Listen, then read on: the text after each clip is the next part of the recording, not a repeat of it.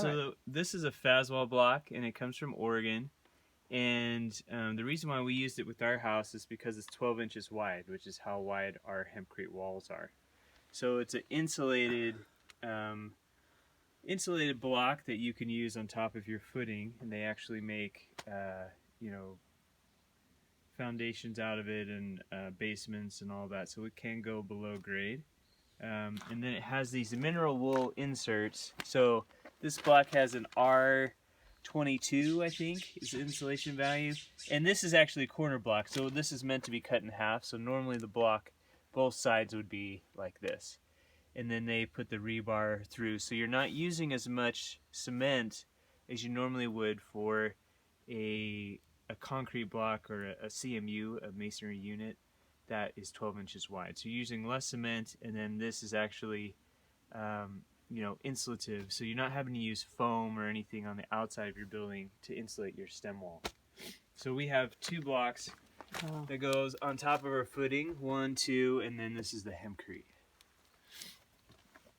So but it's cement based on the bottom. Your house is. Yeah, we have a footing. Footing, right. That's dug into the ground, which is what pretty much all building departments require. Wow. Yeah, so then again, this is made out of recycled wood pellets that they mineralize, they steam, and they get the sugars out of it, and then they mix it with actually geopolymer cements, I heard, instead of Portland cement.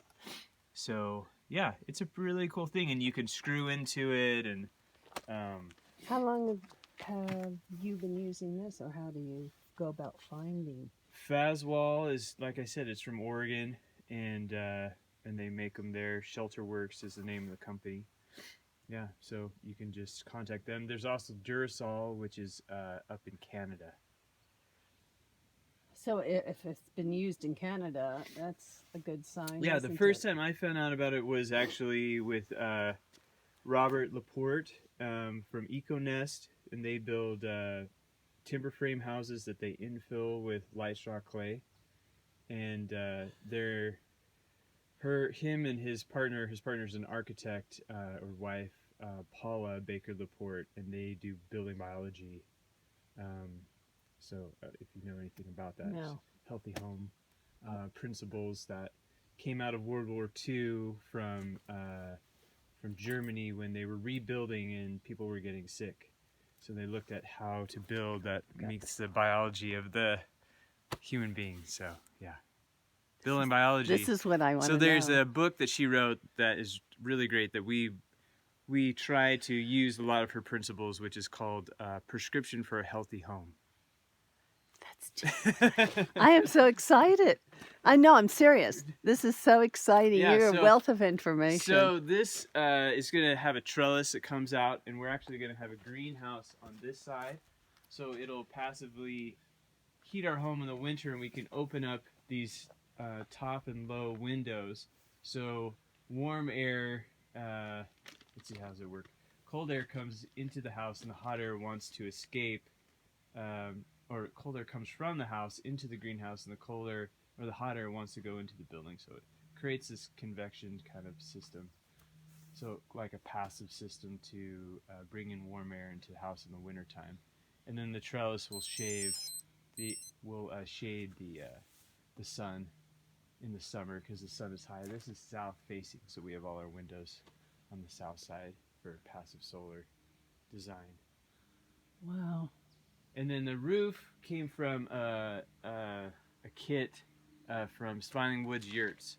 And so you can buy, I think, 20, 25, 30, and then 40. This is a 40-foot diameter roof that has, they get their paneling from a grain silo company. And so that's the metal part of it. And then they provide all the roof rafters and all that stuff. And that's really important, I guess, because of where you're living with the snow and the altitude. That's theirs are pre-engineered for 100-pound snow load. We're only at, I think, 30-something pounds of snow in this area. But the farther up you go towards Tahoe, the higher snow load. And also, preventive on fires. Yeah, so we ended up using that hardy board to box in our eaves. That's what's required in our county, so that yeah, the eaves don't catch on fire. And then we ended up so the exterior plaster is I think 7/8. It's actually over 7/8. It's probably about an inch thick of lime plaster that we did in 3 coats, and then so you have your scratch coat, and then the brown coat we embedded a um, alkaline resistant mesh, which is basically just a fiberglass mesh that we pushed in to the plaster, and then we did the final coat over the top that has the color in it. And that mesh just keeps it from, it's like an insurance policy, it just keeps your plaster from cracking, because lime does have a tendency to crack, and we haven't had hardly any cracking with ours, so it's a really easy thing to do. You just cut it in strips, and then you trowel it in as you go. I think I saw some in Tennessee. Oh, okay. Yeah, we put it on Cool. in Tennessee. And we were also using the natural pigments. Oh, nice. Yeah, that's cool. Here's a little thank you, by the way. Oh, wow. Look it's at the this. bread from okay. That wonderful bakery in town in Okay, nice. Oh, Nevada City. 3 Forks? Or? Yes, 3 Forks. Okay, thank Hi, you. Stella. I'm Lilibet. How are you? Nice to meet I'm you. happy to do that. Yeah, so My little Allbirds, those wool ones that you throw in the washing machine. Oh, nice. Yeah. yeah, so you're walking on an earthen floor. So we got the soil actually comes from right out here where we dug our entryway. So it's like hyper local as you can get. We dug it up, mixed it up with straw and clay, or straw and sand, and then poured it in layers for our floor. And then we treated it with linseed oil, and then did a beeswax and buffed it out. You and Stella did all of this. Well, we had a lot of help. And then we have a 6-foot skylight in the ceiling. Like I was saying, the roof came from Smiling Wood Yurts, and so everything except for the ceiling part and the insulation came from them. So the rafters and even the little trim pieces over all the rafters is part of that kit.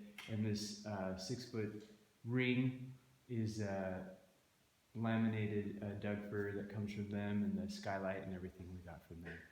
And so you can build, any round structure. You can buy the walls from them, or you can do it yourself. So you could do like cob or straw bale, or we decided to do hempcrete.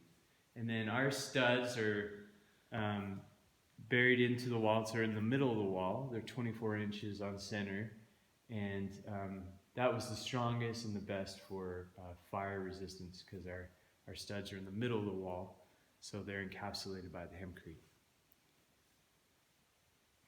And then we use all natural plaster. So this is all clay plaster that a guy in town makes. It's called Yuba clay, and we just plastered directly over the hempcrete. You didn't need any lath or anything. And then we also infilled the interior walls with hempcrete too. So there's no drywall except for in the bathroom where we needed access to the plumbing.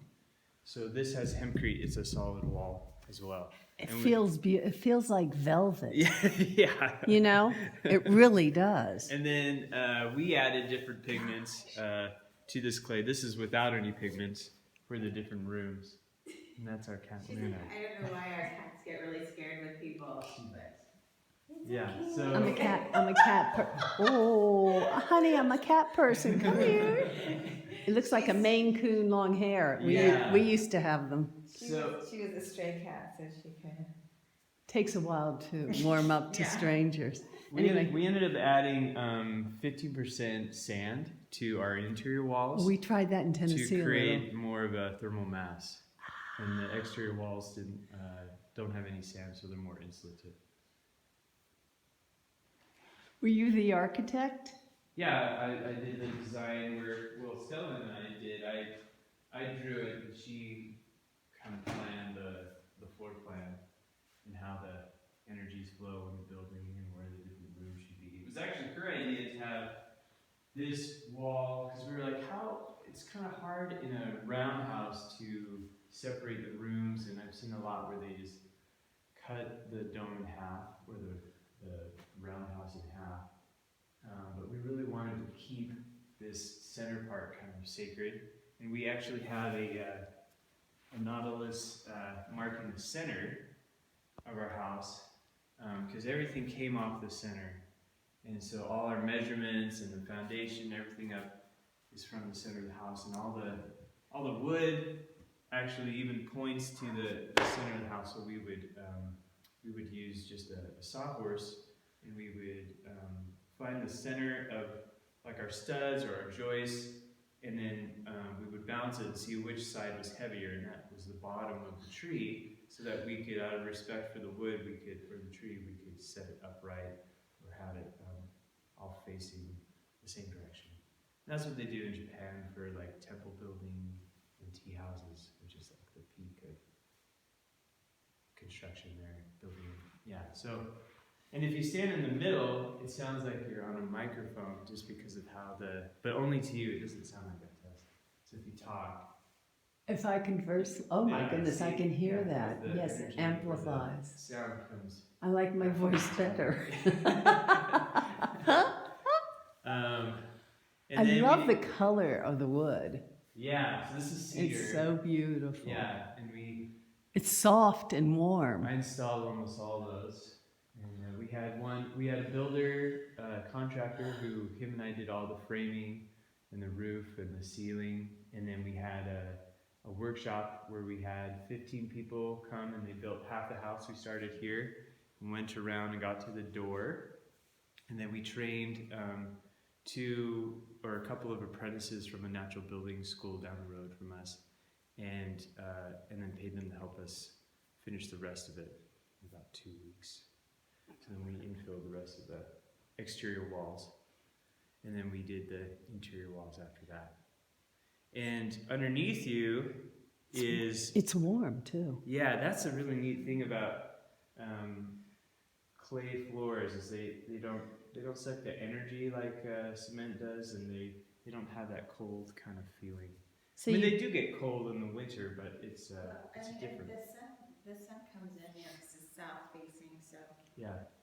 This actually gets quite warm, and it does hold the temperature throughout the night. So you wouldn't need radiant heat. Originally we were gonna put. I mean, that was heat, but we were. It was just overkill. Our energy calc guy said, just don't do it, because you're gonna have the competition of the slab getting heated by the sun, and then the system will get confused and it'll overheat. And here is not as cold like in Idaho. So I'm from Utah, so I was like, okay, we need radiant heat. We're gonna do all this stuff, and here in February it can be 60 degrees some days. So. And also we heard that.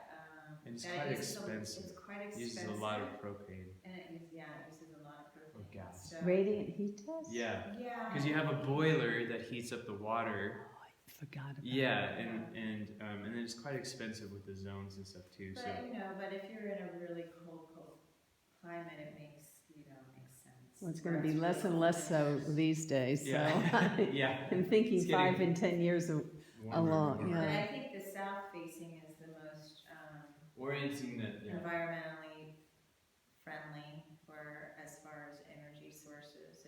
Because it does, this gets quite because it's clay. Also, it actually heats up better than cement does. And the sun in the wintertime, it actually comes all the way back to about here. So is that more or less the passive approach? Passive solar. Yeah. And if you're in a sunny climate, it makes sense. And then we also have cooling tubes that go down underneath where we're going to put our deck, and they go for 50 feet out this way, and that so we can open the skylight in the summertime, and it brings in the cool air. Wants to replace that hot air, just like kind of the greenhouse effect.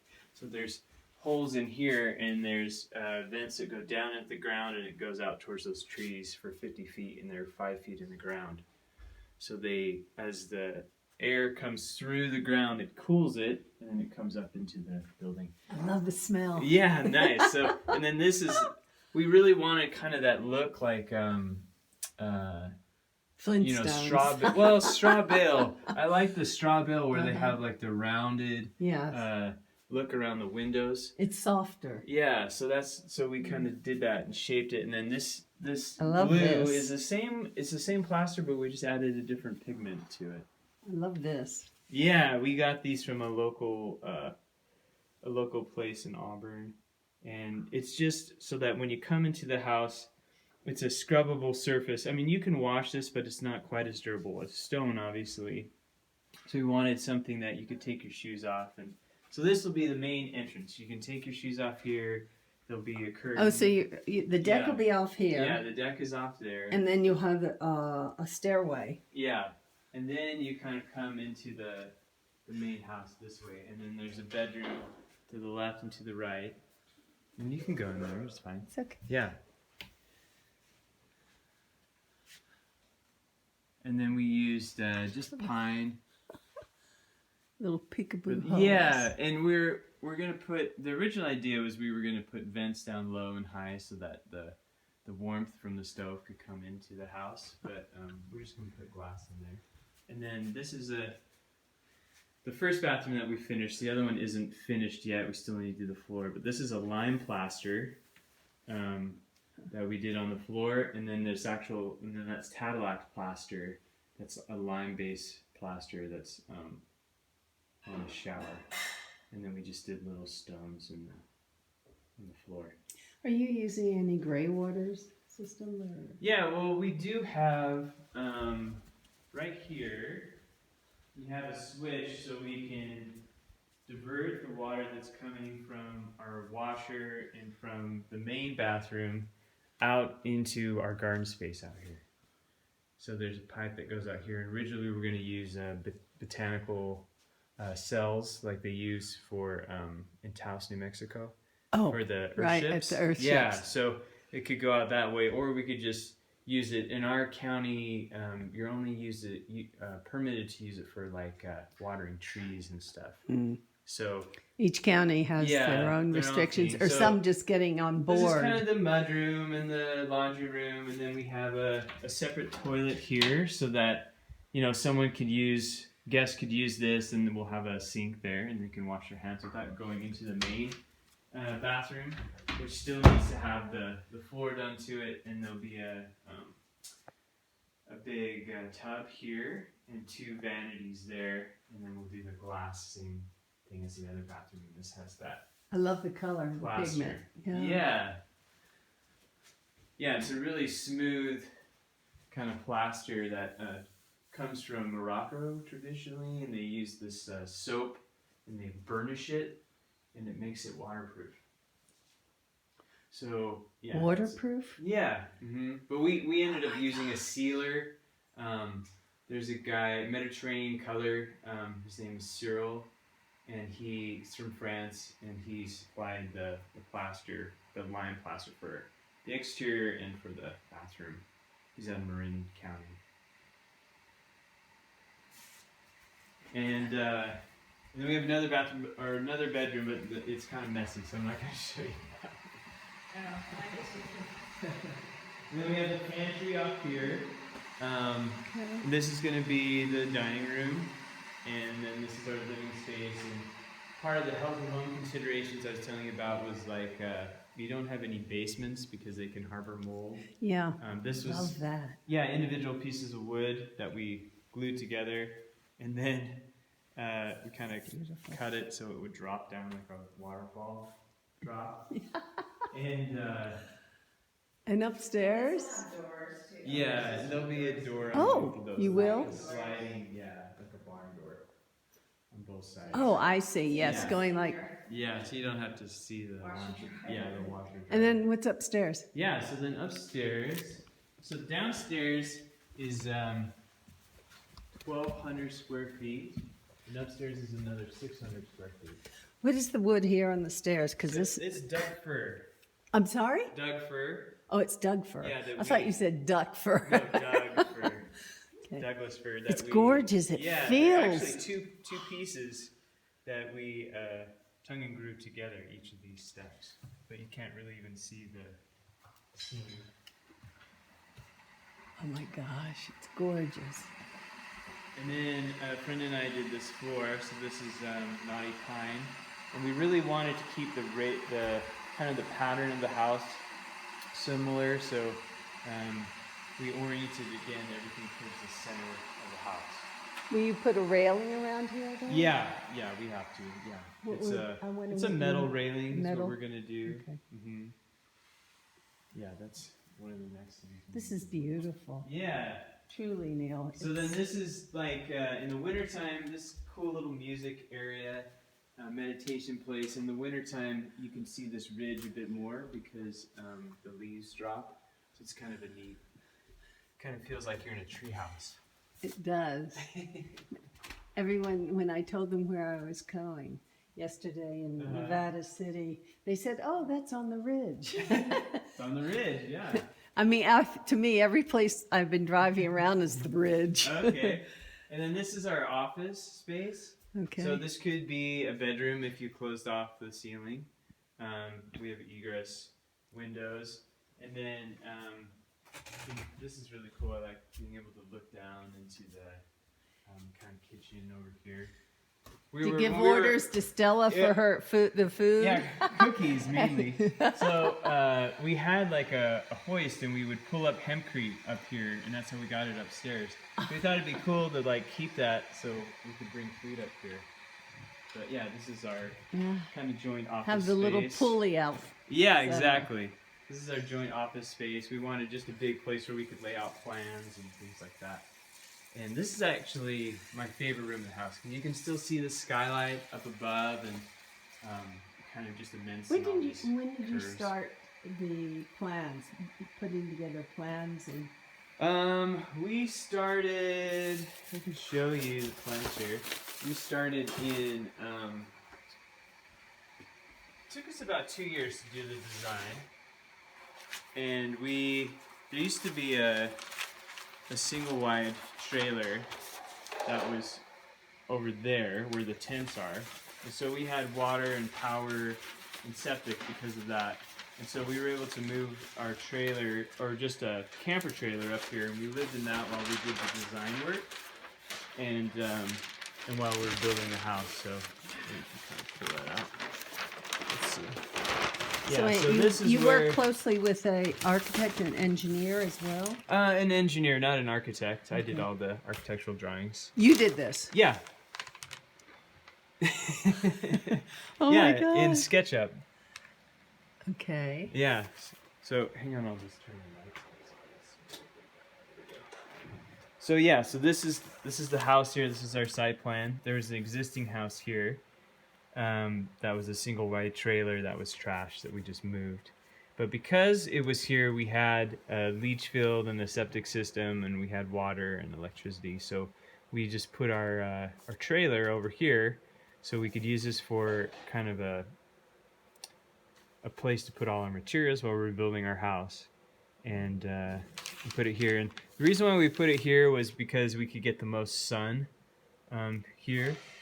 Because it was kind of blocked by a cut bank. So. How many acres do you We just have a little less than 1 acre. So let's see. Oh, I should go back to the very first page just to show you the foundation really quickly. Oh, maybe. It seems like we missed a page here. Oh, okay. I guess it's after the floor plan. So this is the basic floor plan here. So 2 bedrooms, 2 bathrooms, pantry, laundry room, dining room, and kitchen. And then upstairs is the office, the loft, and yeah, the open space there. And then our foundation. So we have, like I said, with healthy home considerations, you don't have basements because that can, or crawl spaces because that can harbor mold. And that was one of our main things because both of us have mold sensitivities. So we ended up building up this side of the house and filling it in with under slab mix, which is basically pea gravel. and then we did about 10 inches total of instead of pour over as an insulation, we did volcanic rock. So we got. Where did you get that? From Clear Lake, a place that's about 2.5 hours from here, 2 hours from here. Yeah, and then we did road base on top of that we compacted, which is just like where you parked, that kind of gravelly clay material. And so that creates the slab, and then we did, I think, 1.5 inches of the poured floor, or maybe 1 inch of poured floor on top. So that's our foundation. And so this south side is going to have a trellis, like I said, and then we'll eventually kind of block this in for a greenhouse. And then this is the wraparound deck that we're going to build. So Neil, 2 years in the planning before executing. Yeah, that's when did you? What it took us, because we were working while we were doing it and everything. This is the roof that comes from Smiling Woods. So these are all 2x12 rafters that go towards the center ring here. And then this is the metal that comes from a silo company I was telling you about that they partner with, which is really great. It can be a roof in itself, so we didn't need to do any like plywood or anything underneath because it's such a heavy metal. It's made to be a self-supporting roof. And these are just kind of some of the framing and stuff that we did for the loft. And then these are the deck plans here.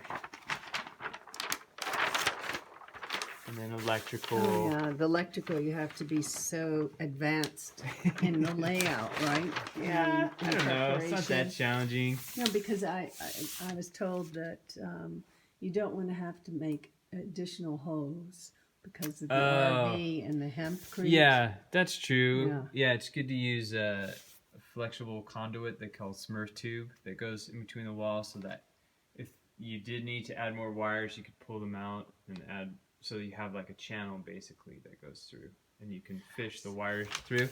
And then this is shows the stud that's in the middle of the wall, and the hempcrete is surrounding it with the lime plaster on the outside, and then the clay plaster on the inside. So you're 100% fireproof. Well, I don't know about that, but well, outside, yeah. So the exterior plaster gives you a 1 hour fire rating if you're 7/8 of an inch.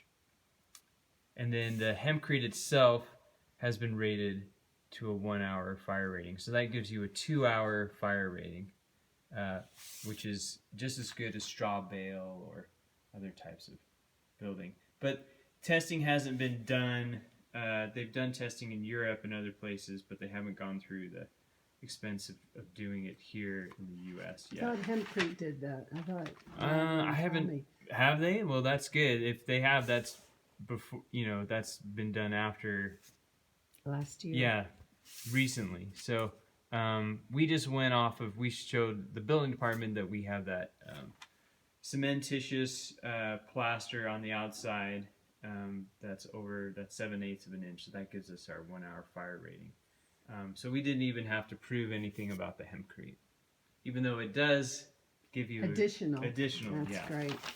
So yeah, and then this is our stairs and kind of a little cut out of the 3D model. So for me, it was really important to do a 3D model with a roundhouse. Cute. So you could like figure out, all the space, because when you're, if you make the kitchen a little bit bigger, then you're taking away from the bathroom.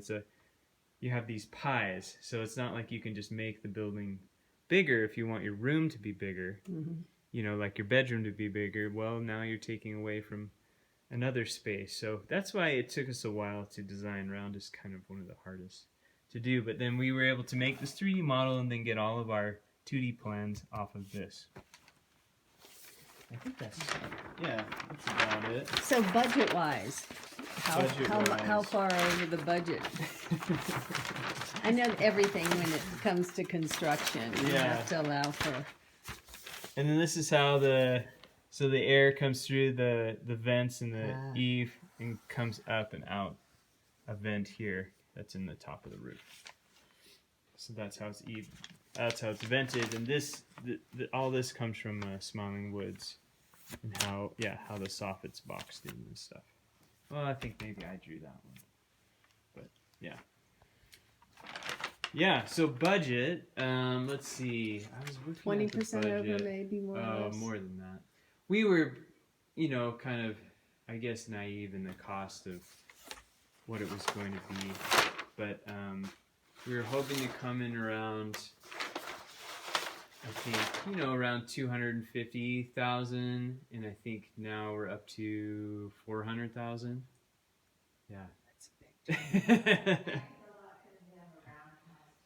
Yeah, it does take more time, but yeah, all the materials, we were really conscious. Like in the roof, there's sheep's wool insulation. Oh, you used sheep's Yeah, I have a sample of it downstairs. I can show you that. So we're actually below what is average for a custom home in this area, which is $300 a square foot, and we're coming in at around 225, something like that. So because we did a lot of the work ourselves. Are you including the price of the lot itself too? No, just the house. Just the house, Yeah. Yeah, and I have a sample. I think with natural building, we found that you might actually pay a little more because we have lime plaster and clays and So this is the wool. This is not the product we used, but this is a company I found afterwards I really like. They're out of Reno. They're called Havelock Wool. Okay. And they get their wool from New Zealand. It comes in these containers that are like a cube that's tightly packed, and then they put it in a cage and they pop it open and it kind of explodes. So they're able to pack the wool really nice. And this actually is wool that comes from sheep that are raised for meat. And so their wool wouldn't be used for textiles or anything. Right. It's coarser, but for insulation it's great because it doesn't compact as well. It wants to continue to expand. So unlike cellulose insulation, which settles after time and then you get these cold joints, wool will continue to expand in your wall or roof cavity.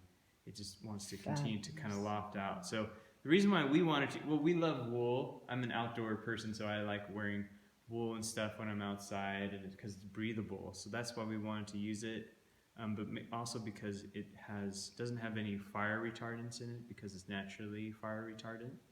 Wool is? Yeah, so it doesn't have any chemicals in it to treat it. They just use what is that? They use borax. Borax.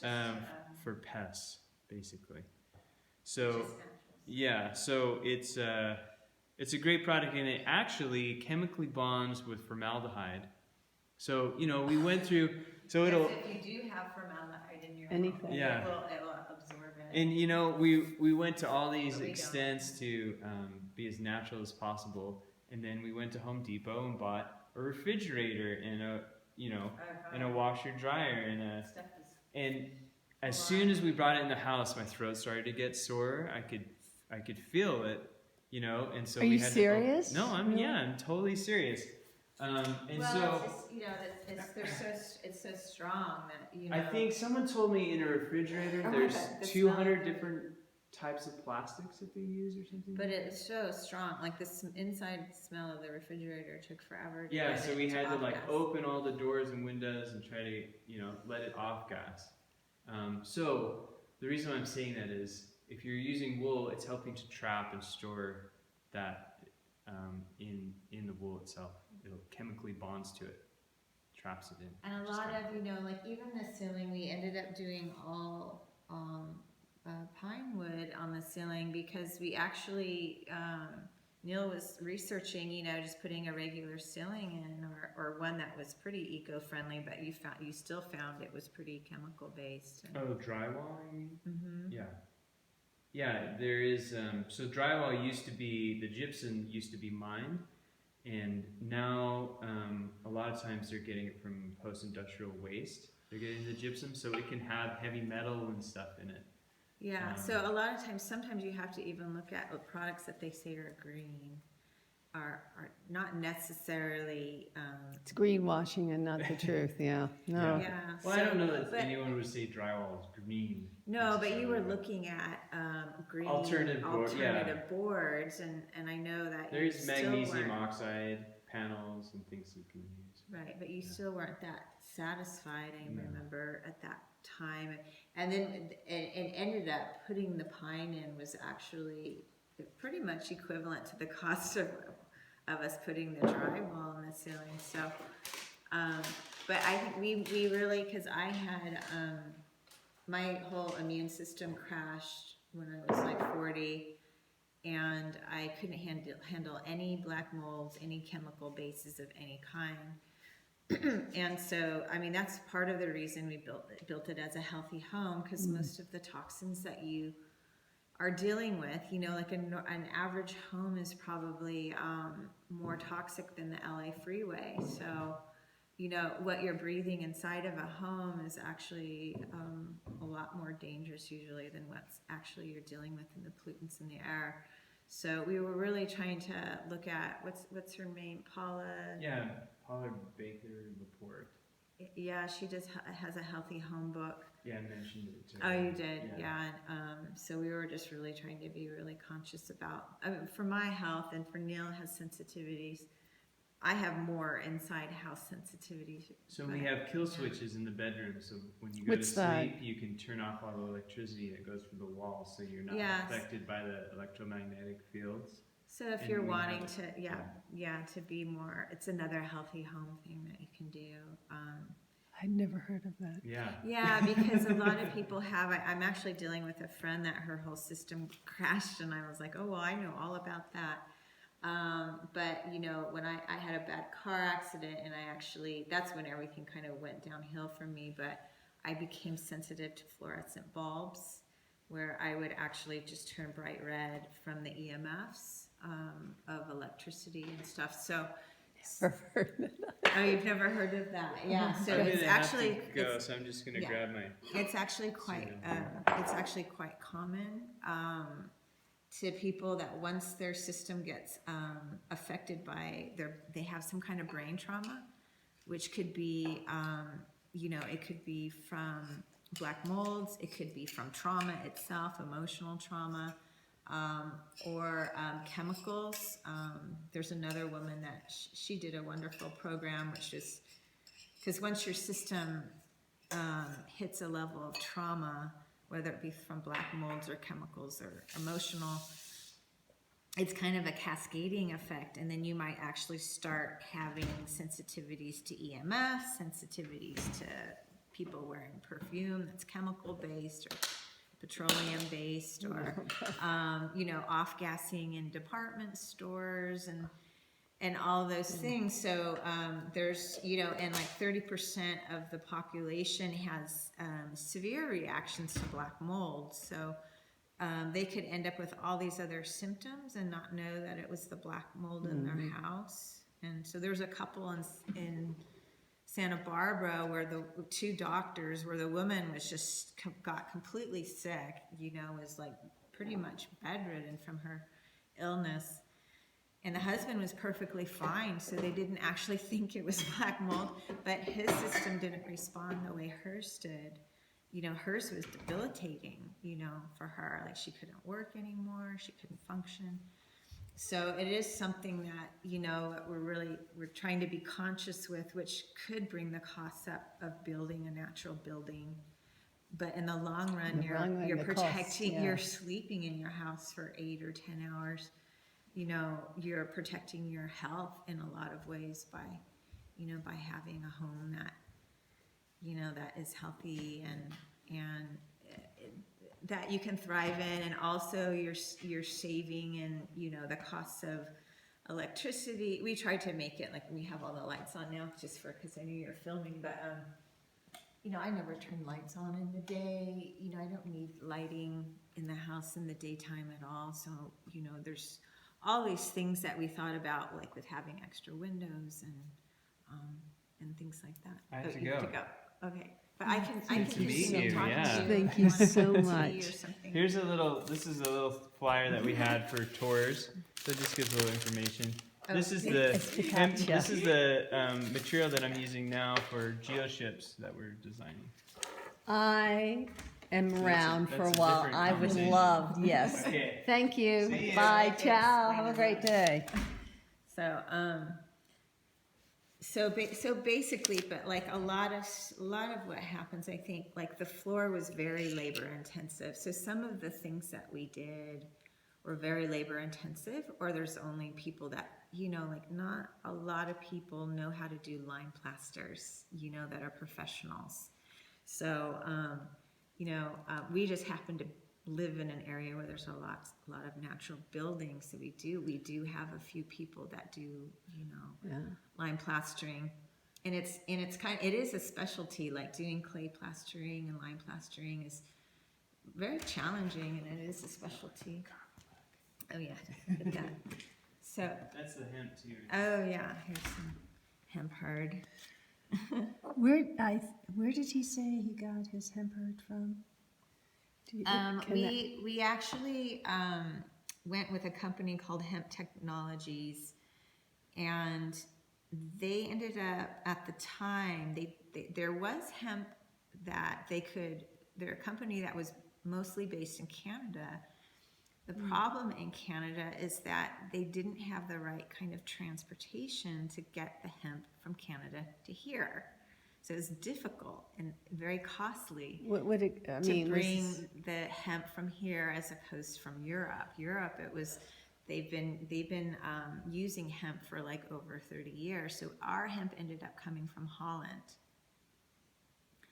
because they use it all the time with like animal bedding and for building and stuff in Europe. They've used it for a long time. So they're used to transporting it, and but it was kind of a new thing in the States, and it hadn't really established itself because we started building like 6 years ago. So it was just the time when hemp was, I think it was like when we started building, it was the first year they made it legal here to grow hemp. And we were like, we don't really want to deal with someone that's really new. And we were advised from this Alex Sparrow, who is in England.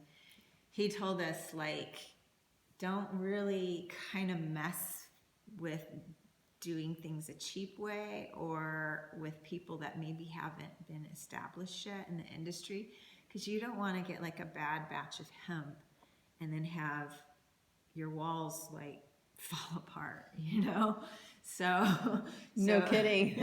Yeah, so he's like, go with someone that that has a reputation already until it starts to get, especially because we were the first home, I think, on the West Coast that was permitted structure.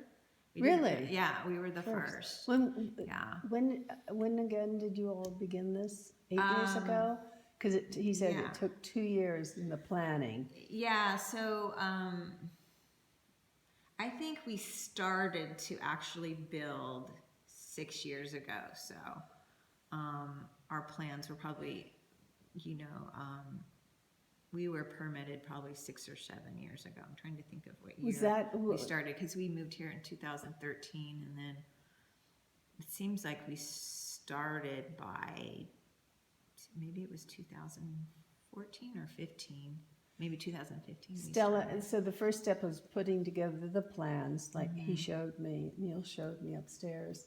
And then you had to go to the various departments, the permitting departments for... So what happened is, so Neil put together architectural plans, and then since he's not an architect,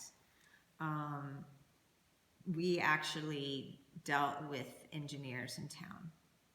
And so then we had to, since it's a normal structure with the posts, it's a post beam structure.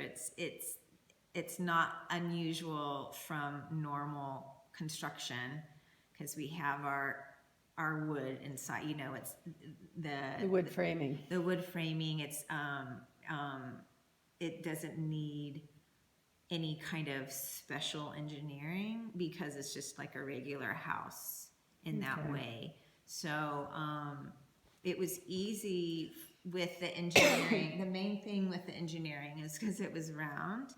The other thing was shear force. So because we're in earthquake land, we have to be concerned about the shear force. Okay.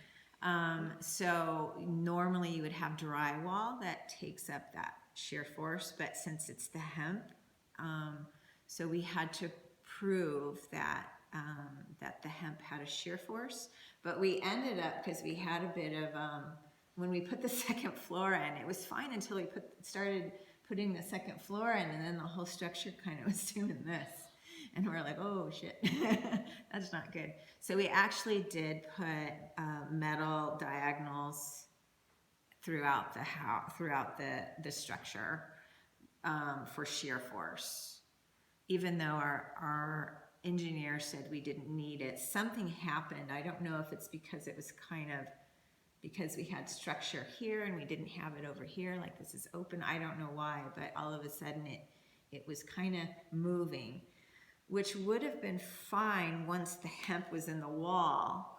But as you're putting the hemp in the wall and it's doing this, right? You could literally feel that.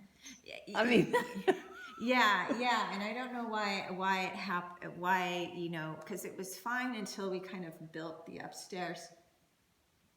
But the shear force would have been fine with the foot thick hemp wall because it's been tested in France and it has pretty high shear force, meaning it will make it so the building doesn't do this during an earthquake. But we were more concerned that while we were filling the hemp, the house was be doing this, and then it would kind of create gaps probably, right? Because it would be doing this until it dried, and then it would be solid. But we didn't feel good about that, so we actually put diagonal metal structure for shear force throughout the house to deal with that. But if it was a square, we still don't really know, the builder either, why that kind of occurred. Again, this is a very unusual structure. But once that's in, it's like a monolithic shell. I mean, round buildings are actually best for earthquakes. So even the fact that it's a round building, without even thinking about structural elements beyond that, it doesn't have, a normal building is, so the only strong points in the normal building are the corners. corners, right. And then so all of this is very vulnerable. But in a round structure, there is no vulnerable point, right? Because it's a monolithic, it has no corners. Everything is the strong point in a round structure. So we actually started out building earth bag structures, dome structures. So we did that for 10 years. So we know a lot about. So when we're dealing with engineers and they're trying to figure out like the strength of the building, we know that it's actually a lot stronger than a square structure just by its shape alone. So I forgot to add, with the windows, the glass, is it triple glazed and yeah, I think now they just the windows are all just made that way, and we had to actually for the ones where we wanted the warmth to come in, they're still energy rated, but they're the kind of windows that allow warmth to come through. So all of the other windows are probably, it seems like, I think California has laws now where you have to have like pretty much the best windows. So all of the windows they make. You mean in order to prevent the I don't know if UVB they're and the triple pane, but they might just be double, but but they're the highest quality of windows. Like there's kind of not really a choice so much in windows because for permitting now and for, in California at least, they want kind of the best windows that keep the heat in or the cool in. So permitting wise, you have to have, but these ones meet the requirements, but they also let the heat in as well. So all of the north and east and west windows are going to be like just regular windows that are, I don't know if they're triple pane though. I'm thinking not triple, I'm thinking they're double pane because it's California. There wouldn't really be such a necessity for it, but I could be wrong, because it seems like when we dealt with our window person, she was like, oh, we just have, because we said, oh, we want this with our back windows to keep the heat in. And also windows that open like... I was about to ask you, it doesn't look like you can open, you can't open the big ones, it's only the... Oh yeah, so this is designed because there's going to be a... greenhouse? Maybe eventually a greenhouse in the front. So the heat could get trapped in the greenhouse, and then you can open the bottom and top windows to circulate, so the cold would go into the greenhouse and the warm from the greenhouse would come into the house. Okay. And then we have, you know, this is the kind of windows that open in this way. Are actually for keeping, if you know, for sealing,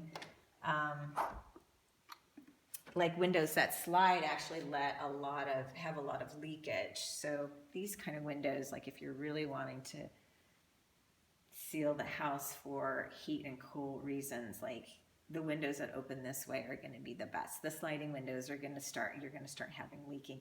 But it's kind of different because we're dealing with thermal mass in this house. So having a window open, like I mean, the house is a little cool, but I think I left a window upstairs open for the last couple of days, and we had really cold weather all of a sudden, and I forgot about the window over there.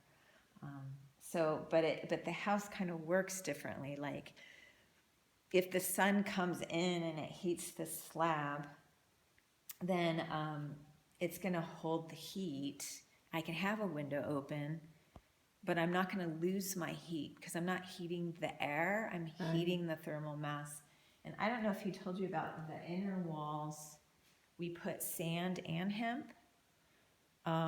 We had so much hemp left over, which is so funny. The hemp was just supposed to be for the outer walls, but we had hemp to do all the walls. And then we put sand in, so the sand will hold the thermal mass. When we have the stove on, the walls will get heated, the floor will get heated, and then the heat will hold a lot longer. And it's actually better for your body. I noticed when I spent a lot of time in Sweden, and they have all radiant heat, either floor or they have the water heaters. They have no forced air. And two things I noticed: I don't have allergies there when I'm in people's homes. You know, so there's not doesn't exist. They have forced air circulating. Yeah. And they have a lot better laws around chemicals they allow in their construction. I can tell you that because I was in a brand new hotel once, and I thought, oh God, this is going to be the end of me being in this hotel, right?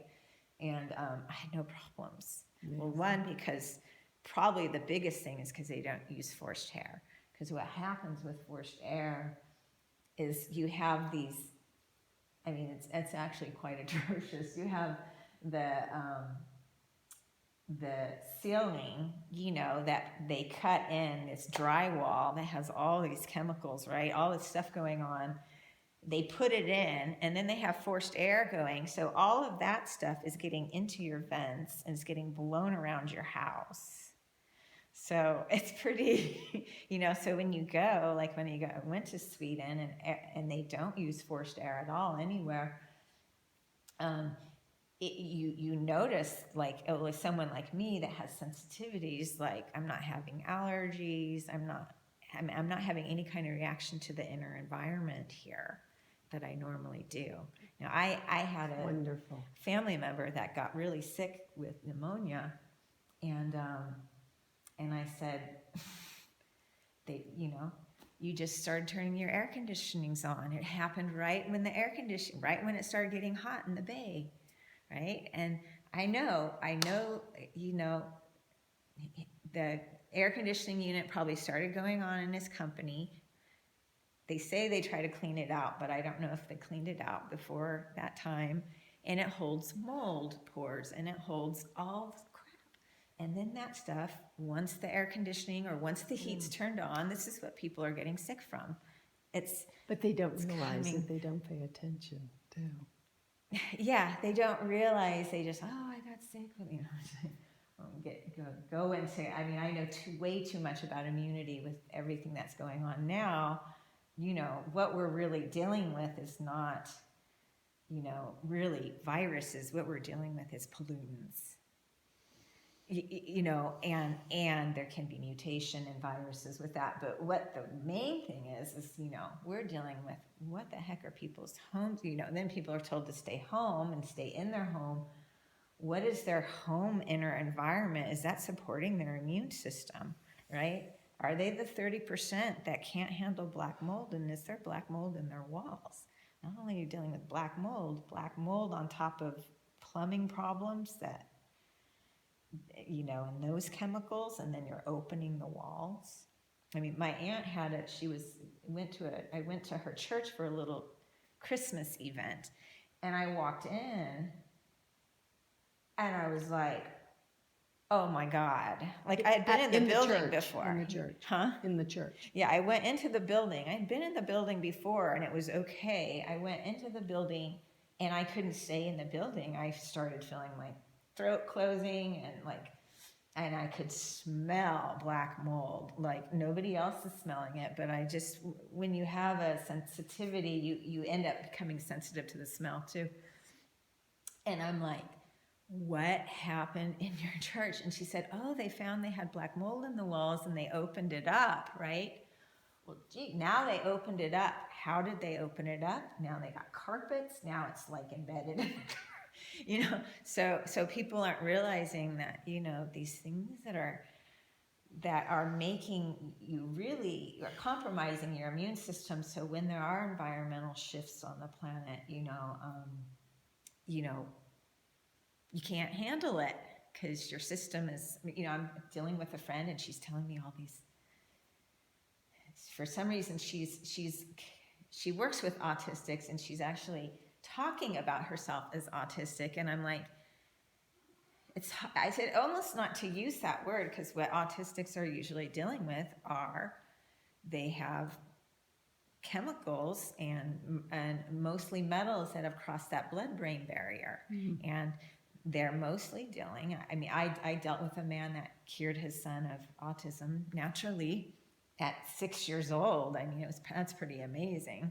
And he had a health crisis as a surgeon, and then he, through his health crisis, he became sensitive to everything, like I was, you know, like you're like the girl in the bubble, and, you know, anything sets you off. You know, once your system starts having that cascading effect, you know, your system can start over responding to everything.